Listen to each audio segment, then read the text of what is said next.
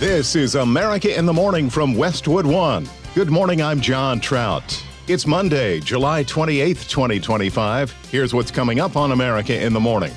11 people were stabbed Saturday at a Walmart in Traverse City, Michigan. I'm Julie Walker. It was more than just presidential business for President Trump in Scotland. I'm Clayton Neville. Authorities say several passengers slid down an emergency slide of a smoking jet at Denver International Airport. I'm Mike Hempen. A passenger jet heading to Las Vegas from Southern California took a dramatic plunge shortly after takeoff. I'm Lisa Dwyer. European drug regulators have given a green light to lenacapavir. I'm Jennifer King. An Alabama state judge has ordered a mental health evaluation for a man on death row. I'm Haya Panjwani. The NFL is fining about 100 players and 24 club employees. I'm Gethin Coolbaugh. All ahead on America in the Morning.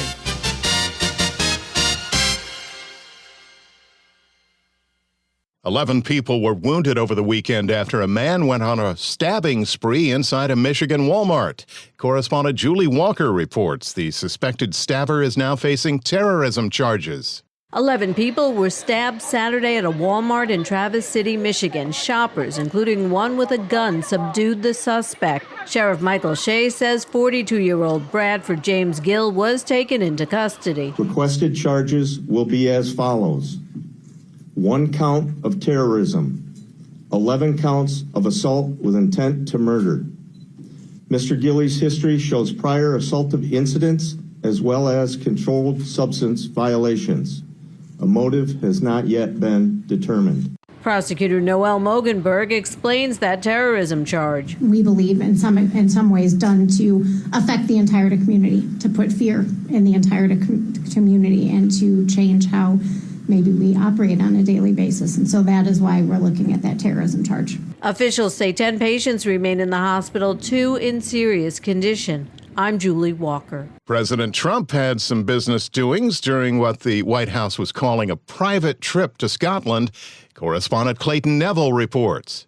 An official state visit will come later this year. This was a 4-day stay in Scotland that saw the president play golf at his Turnberry golf course. He also met with Scottish leaders and was able to finalize a deal with the EU that brings 15% tariffs. The deals all start on August 1st. Most of the deals, other than steel and aluminum, which we've been getting 50% tariffs from, I guess, just about everybody, and those have come in, and we've taken in, hundreds of billions of dollars. It wasn't just presidential business, though, in Scotland for Trump. He opened a second golf course in Aberdeenshire. The president credited late James Bond star Sean Connery, saying if it wasn't for him, we wouldn't have the 2 courses. I'm Clayton Neville. Correspondent Mike Hempen reports the FAA is investigating a possible landing gear incident at the Denver airport that forced passengers to use the inflatable slide and exit the airplane on the runway. Authorities say several passengers slid down an emergency slide of a smoking jet at Denver International Airport. The Federal Aviation Administration says American Airlines Flight 3023 reported the incident during its departure from Denver Saturday afternoon. The Boeing 737 MAX 8 was headed to Miami. One passenger tells KUSA-TV there was a big bang as the jet was increasing speed on the runway to take off, causing the pilot to hit the brakes. Airport officials say one passenger was injured and taken to a medical facility for treatment. I'm Mike Hempen. The top stories of the day are brought to you by Sleep Number. Smarter sleep is life-changing. Save up to $800 on select Sleep Number smart beds. Limited time only. Only at Sleep Number. When we return, Netanyahu allows aid to Palestine and a Brickyard 400 first. America in the Morning, back after these messages.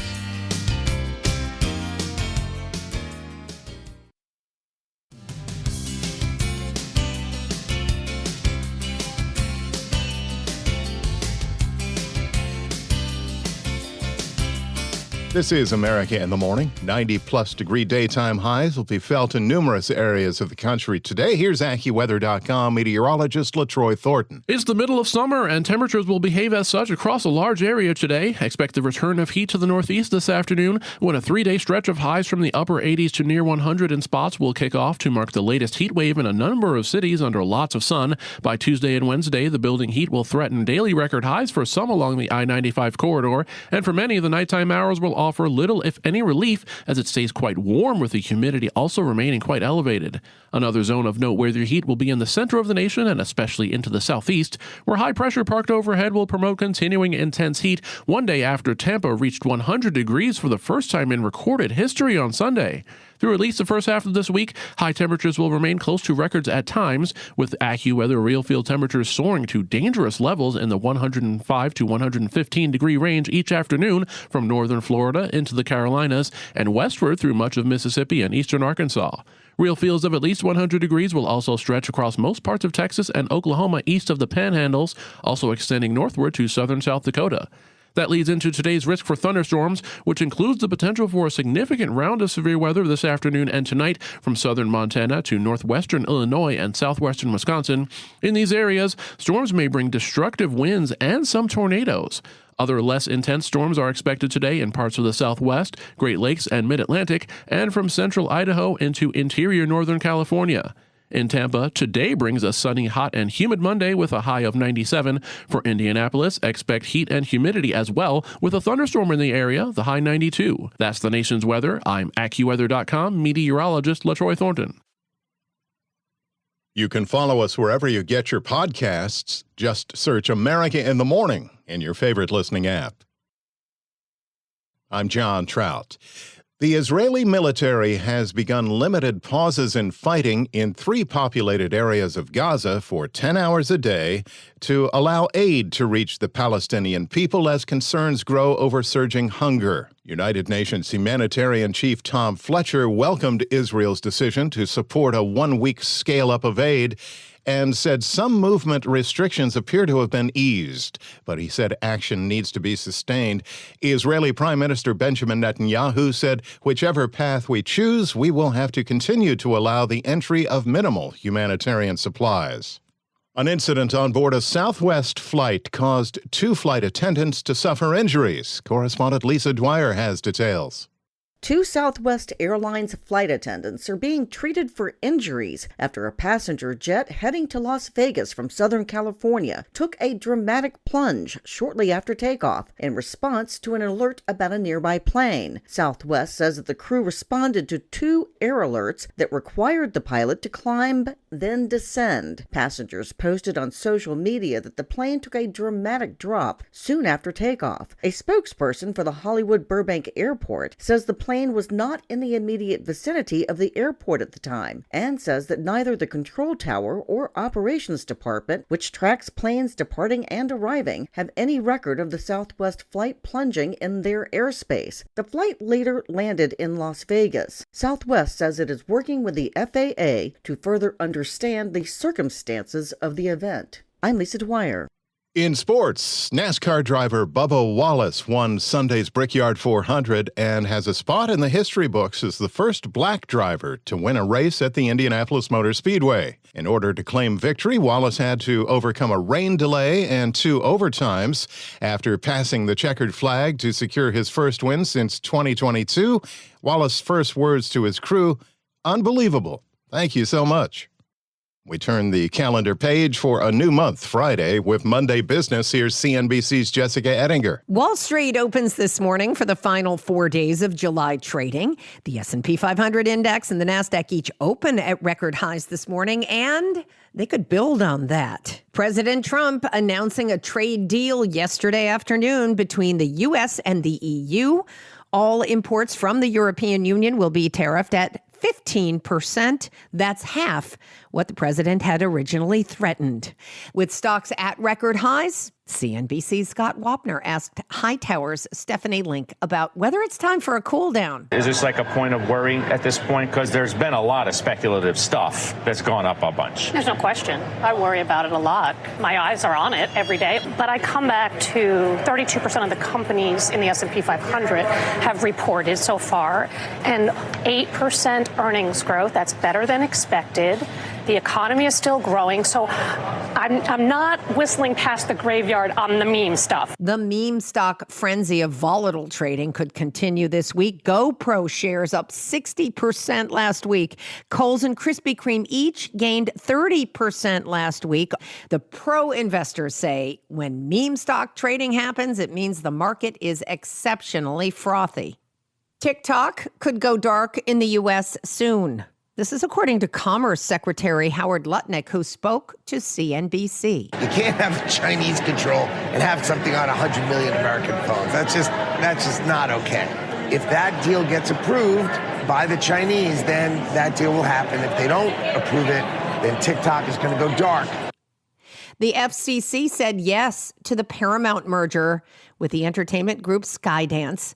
The deal is worth about $8 billion. Paramount owns the movie studio, cable channels like Comedy Central, and CBS and CBS News. Skydance has promised about $2 billion in cuts when this merger closes. So we're going to see both employee cuts and I think content cuts. CBS in particular has a lot of scripted programming that I think could be on the chopping block. Cindy Holland, who's coming in to run Paramount Plus, she has a plan for the kinds of shows she wants to make. We don't know if that includes all the Taylor Sheridan shows, which have been powering Paramount Plus. Everything I'm hearing is that they want to make shows for less money, inexpensive stuff, and Taylor Sheridan's shows are very expensive. That's Puck's Matt Bellany on CNBC, and these shows include Yellowstone and the various spin-offs and Landman. On this week's watch list, the Fed begins a 2-day meeting on interest rates. Big names reporting earnings this week include tech giants Apple, Microsoft, Amazon, and Facebook parent Meta.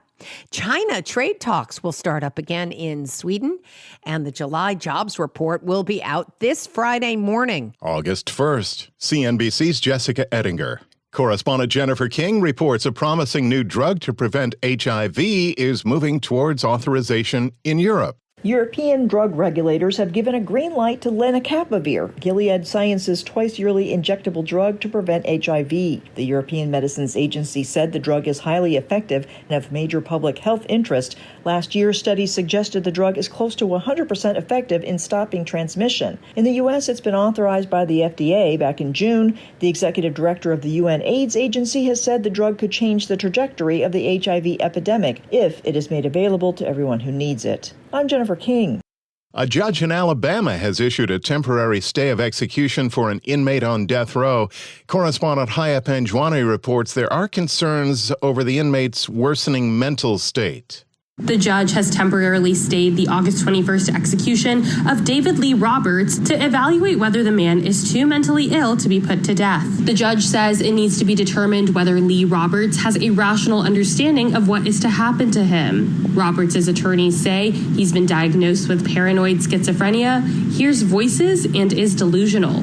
They say he recently tried to burn off his tattoos, believing they were controlling him. I'm Hempen. The NFL is fining a large group of players and team employees for impermissibly selling tickets to the big game at an inflated cost. Correspondent Gethin Coolbaugh has the story.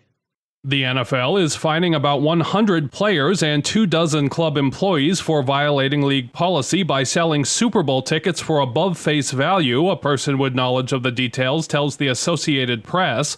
The person said the players who resold their tickets will have to pay a fine of 1.5 times the face value they paid. They also won't be permitted to buy tickets for the next 2 Super Bowls unless they are playing in the game. Club employees who violated the policy will be fined 2 times face value. I'm Gethin Coolbaugh. Motorists to the nation's capital can now see an exact replica of President Trump's Oval Office. Correspondent Sagar Magani has details.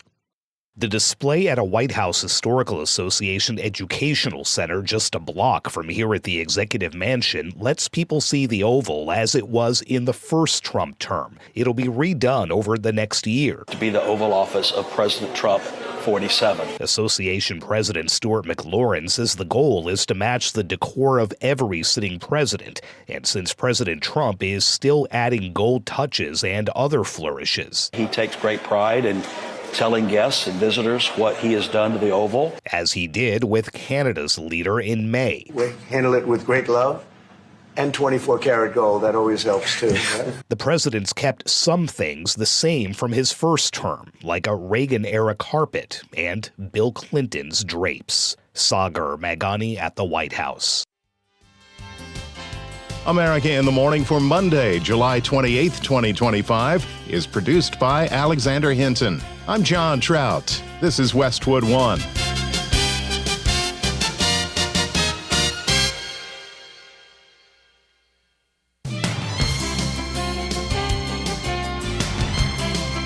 This is America in the Morning from Westwood One.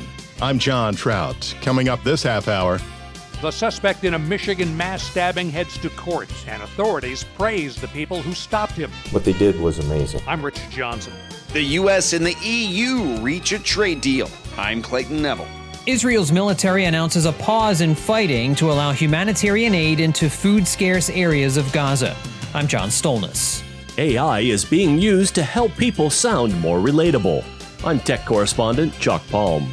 Superhero films aren't dead yet, at least not at this weekend's box office. I'm Kevin Carr. That and more after these messages.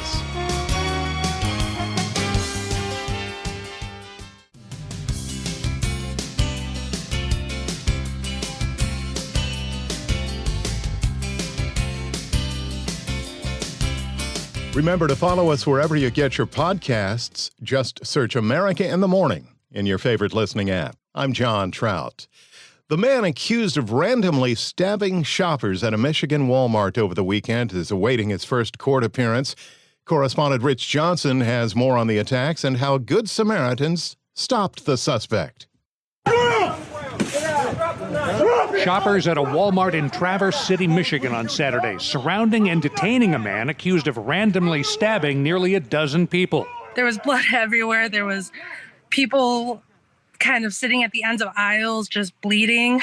Shopper Julia Martell told ABC 7 in Chicago she had a very close call. I was right there. I saw the knife, but I got out of his way in time. And it seemed like all of the people who got stabbed and got attacked were people who couldn't physically get out of his way.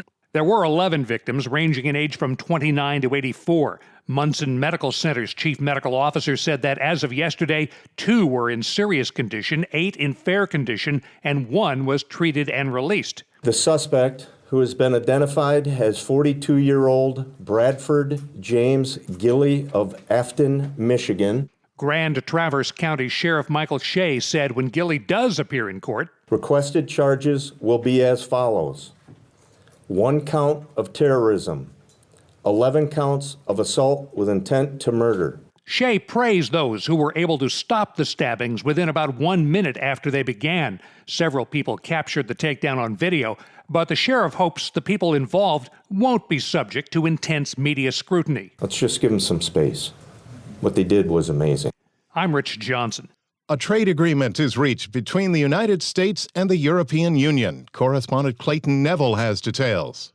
European leaders say the deal between the U.S. and the EU will bring stability and predictability. We have a deal. We have a trade deal between the 2 largest economies in the world. European Commission President Ursula von der Leyen. It's a big deal. It's a huge deal. President Trump announced the deal alongside EU leaders in Turnberry, Scotland. We are agreeing that the tariff straight across for automobiles and everything else will be a straight across tariff of 15%. Europe said that the initially proposed 30% tariffs were unacceptable. According to President Trump, this deal will see the EU buy hundreds of billions of dollars of American military equipment and spend $750 billion with a B on energy. They are going to agree to invest into the United States $600 billion more than they're investing already. The president says the 50% tariff he implemented on steel and aluminum globally would stay in place, and was asked about a trade deal with China. We're very close to a deal with China. We really sort of made a deal with China, but we'll see how that goes. And we have numerous other deals. The deal between Europe and the U.S. with large global impacts. Trade in goods between the EU and the U.S. totaled about $975 billion last year. I'm Clayton Neville. The Israeli military has announced a temporary and limited ceasefire in Gaza in an attempt to allow more food and humanitarian supplies to enter areas hard hit by hunger. Correspondent John Stolness has more on the story. The so-called tactical pause encompasses 3 heavily populated areas of Gaza that international agencies like the Red Cross say have been hard hit by starvation. Western allies France, Britain, and Germany over the weekend all demanded Israel allow more food aid in, as pictures and videos of emaciated children made their way into news broadcasts around the world.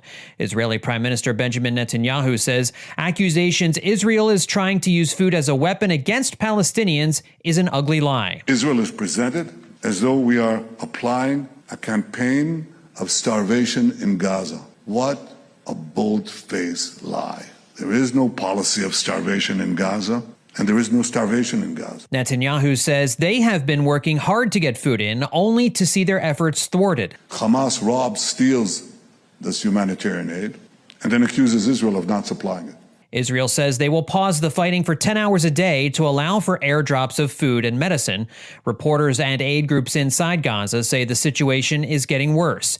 Antoine Renard of the World Food Program says they hope this is just the beginning. It is a welcome step. The thing is that we've been advocating for many of the different, let's say, assurance that we have now related to bringing more aid into Gaza. This is long overdue. Renard says a full ceasefire would allow for food dispersal to be more orderly, less violent, and without looting. I'm John Stolness. Welcome back. Here with America in the Morning, I'm John Trout. A judge has blocked President Trump's executive order on birthright citizenship. Correspondent Ed Donahue reports this is the 3rd ruling from a court on the issue. This is the 3rd court ruling blocking the birthright order nationwide since a Supreme Court decision last month.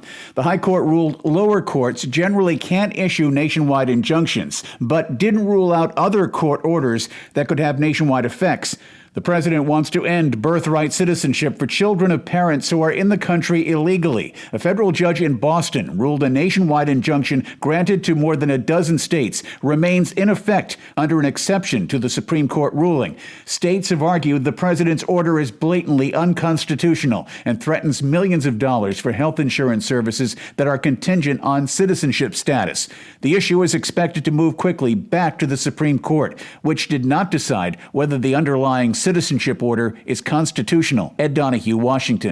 A sheriff's deputy in Kansas City has been shot and killed in the line of duty. Correspondent Julie Walker has details on the circumstances surrounding the shooting. The Kansas Bureau of Investigation reports 34-year-old Wyandotte County Deputy Elijah Ming and a Kansas City, Kansas police officer were approaching a home Saturday afternoon when a 38-year-old man inside opened fire. The KBI said a woman living there called law enforcement. She said she felt unsafe and wanted to move out, and the man threatened friends with a firearm when they tried to help her. Ming died after being taken to a hospital. The man surrendered after about an hour standoff. I'm Julie Walker. Authorities in Minnesota are trying to determine how a naked man with apparent mental health issues was found inside the state capitol late at night. Correspondent Mike Hempen says the incident comes just weeks after the Minnesota Speaker of the House was assassinated. The Chief House Sergeant at Arms, Laurie Hodap, says the man was found disrobed in a Senate chamber late Friday night, making comments indicating he thought he was governor. Hodap says Capitol security responded immediately, and the man was taken to a hospital for an evaluation. When it was determined he wasn't a threat to others, he was released. But investigators say he returned to the Capitol grounds early Saturday morning. The man had an active probation violation warrant from Wisconsin on his record, but it did not initially allow for his transfer. Authorities say there's no indication he broke into the Capitol. The incident came just 6 weeks after the fatal shooting shooting of former Minnesota House Speaker Melissa Hortman.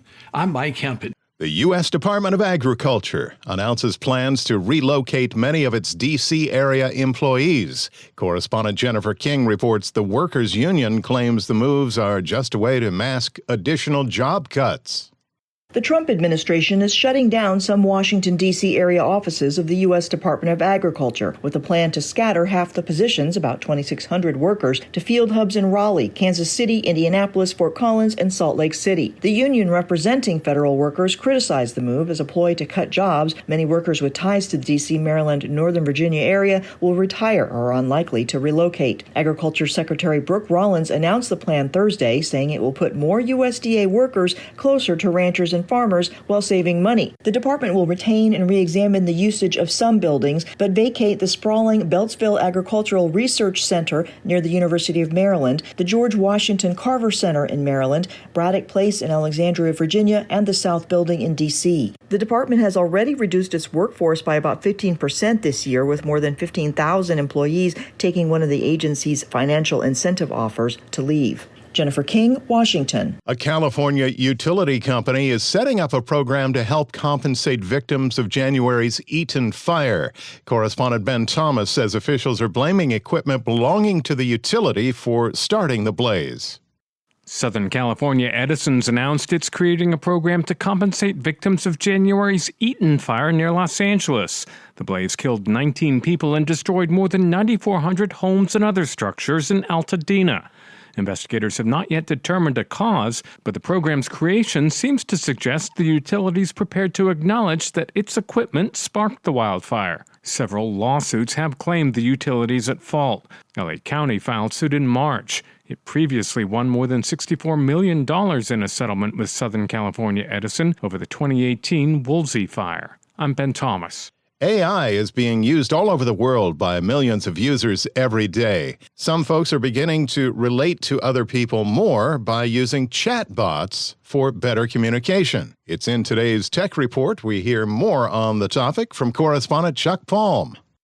ChatGPT is being put to use for doing good. Chatbots transform our lives, but especially are helping folks with neurodivergent disorders. People with autism, ADHD, or dyslexia can use chatbots to help them navigate social hurdles with newfound confidence. Folks who have neurodivergent issues often find conversations cumbersome and unintentionally sound rude or even cold and distant.